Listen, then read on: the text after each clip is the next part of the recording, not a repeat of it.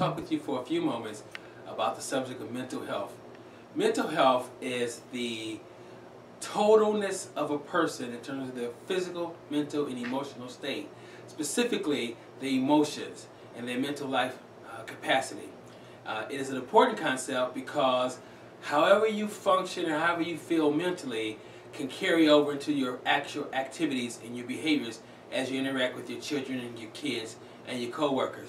So for that reason, I want to spend a little bit of time talking with you about mental health and some of the symptoms that is associated with it, such as depression, anxiety, worry, and dread, and grief. Several things inspired me to go into the area of counseling and mental health services. But I think the most impactful thing was, as a young minister, working with individuals in the inner city and in the suburbs, in the church setting and in the school setting, I began to realize children had certain temperaments and behaviors that were counterproductive to the things they were attempting to do at school and in the home.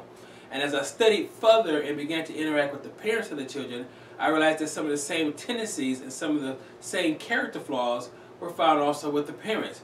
Well, before you knew it, I had a framework for what was causing some of the children, not all, but some of them, to experience poor grades, inability to get along with others, inability to sit still, poor concentration, and overall blahs for life. It was something sometimes inherited from their parents, other times it was part of their environment.